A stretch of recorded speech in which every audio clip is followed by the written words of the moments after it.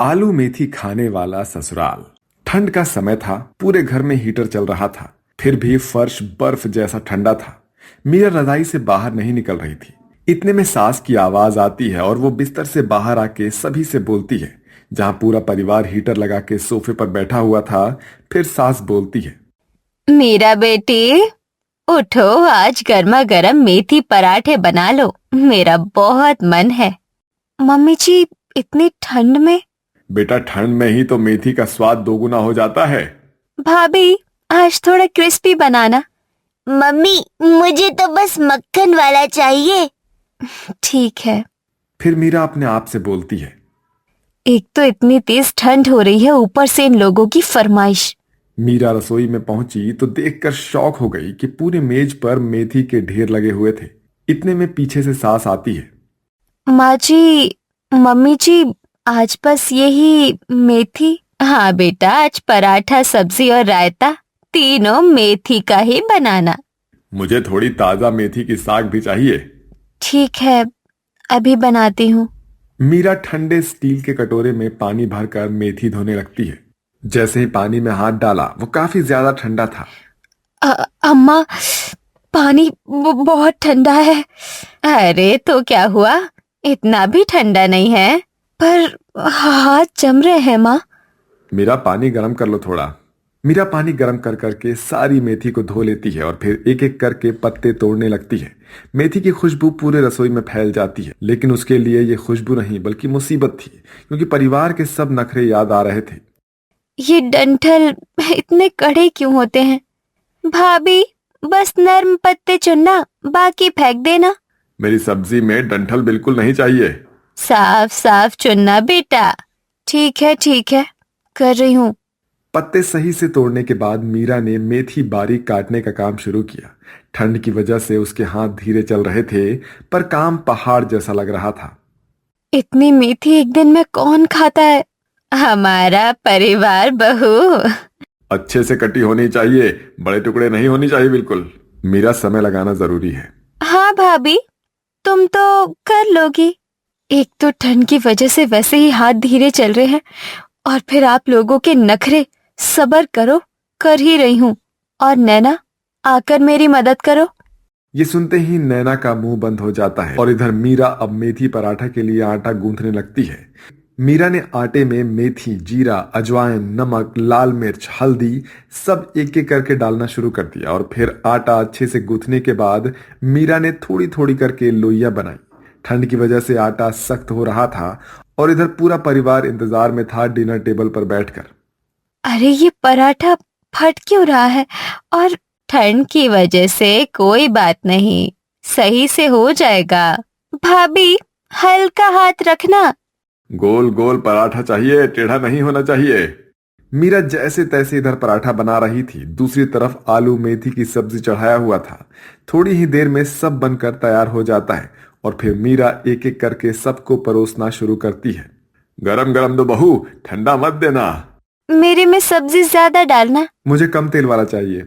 हाँ, दे रही हूँ, थोड़ा सब्र रखो, दो ही हाथ है मेरे। पराठा और सब्जी देने के बाद भी नैना ने फरमाइश कर दी, भाभी, मेथी का रायता भी बना दो ना।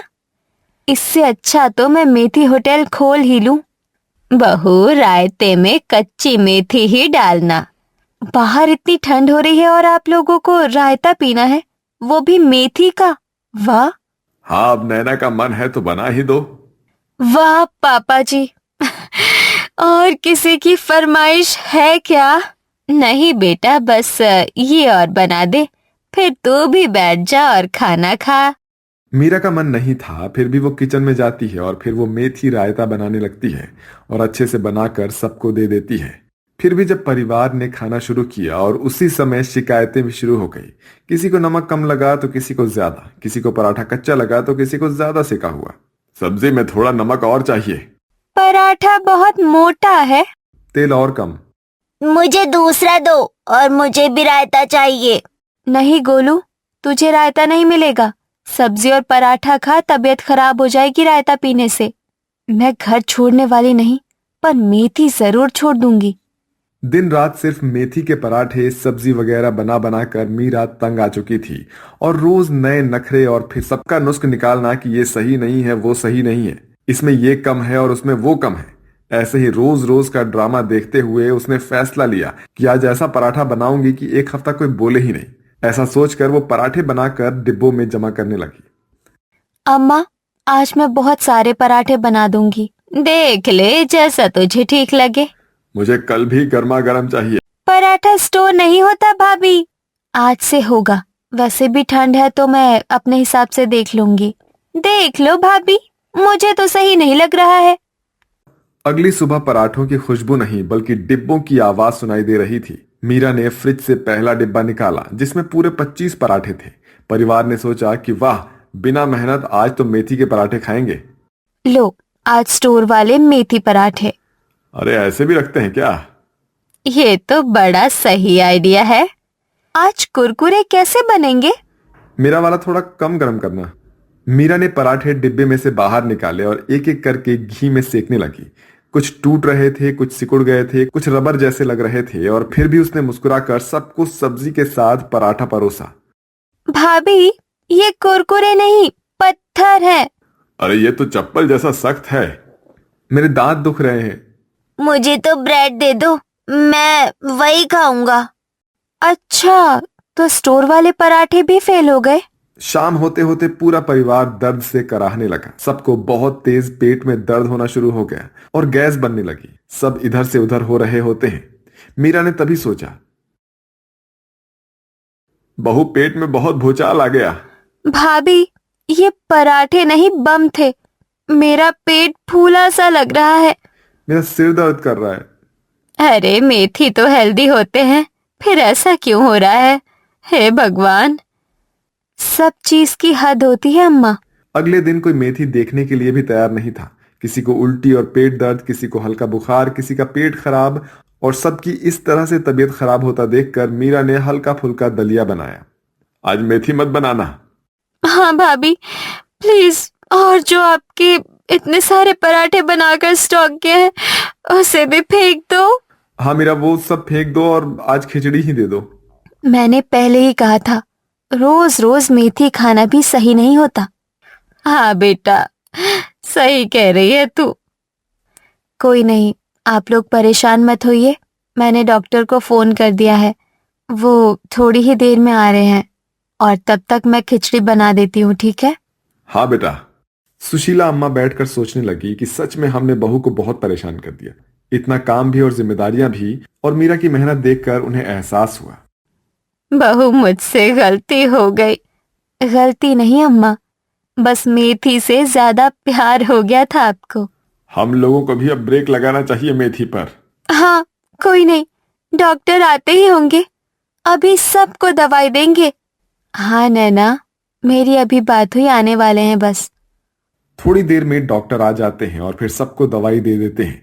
इधर मीरा ने पूरे परिवार के लिए हल्का दलिया, खिचड़ी और सूप बनाया था और किसी ने कोई नखरा भी नहीं किया, कोई फरमाइश नहीं। सबको अच्छा लगता है और परिवार को पहली बार ऐसा लगा कि जरूरत से ज्यादा कोई भी चीज अच्छी नहीं होती।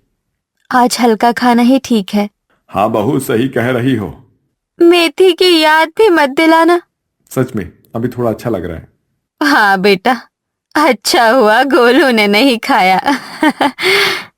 पूरा घर थोड़ा शांत था। तभी गोलू ने माहौल हल्का कर दिया। उसने मेथी का पत्ता उठाया और पेट में दर्द होने, बीमार होने का नाटक किया। सभी लोग हंस पड़े। मम्मी, मुझे और मेथी का पराठा नहीं खाना, हार्ट दर्द हो रहा है। अरे हो ड्रामेबाज, नकल कर रहा है सबकी। तू रुक, तुझे अभी बताती हूँ। हमारा मजाक बना रहा है ना? मेरे से चॉकलेट लेने आई हो, फिर बताती हूँ। अरे बुआ, अब तो नाराज हो गई। अच्छा नहीं कर रहा अभी। इसी वजह से माहौल हल्का हो गया। बस आज से मेथी और नहीं। हाँ, मैंने सोचा है लिस्ट बनाकर चिपका दूं ताकि सब हेल्दी खाना खाए। ये सही है, कभी बदलना हुआ तो बदल भी सकते हैं। मीरा ने घर में एक लिस्ट चिपका दी। सोमवार लौकी, मंगलवार भिंडी, बुधवार दाल, गुरुवार मेथी, शुक्रवार सब्जी, शनिवार चावल और रविवार स्पेशल। अगले दिन सभी एक साथ बैठे, बिना नखरों के, बिना तनाव के, और मीरा ने सादी दाल चावल परोस दिया और सभी लोग शांति से खा रहे थे और खुश थे। आज सच में मजा आ गया। मीरा, दाल बहुत ही अच्छी बनाई है तुमने। मुझे थोड़ा और दो भाभी। मेथी नहीं, फिर भी मजा आया। आप तो नाम भी मत लो, अभी आज थोड़ा ठीक लग रहा है। कोई नहीं। धीरे धीरे घर में फिर से प्यार और हंसी बढ़ने लगी। अब मेथी भी कभी कभार बनती थी, पर बिना नखरों के बहू ने सबको सिखाया कि बैलेंस करके सब कुछ खाना सही है। मम्मी जी, खुशी तभी टिकती है जब सब बराबरी से चलता है। सही कहती हो बेटा। अब से मेथी भी बिल्कुल संतुलित। और भाभी भी खुश। और मेरा मक्खन वाला पराठा मत भूलना मम्मी। सब एक साथ हंसते हुए खाते हैं और ठंड का मजा लेते हैं।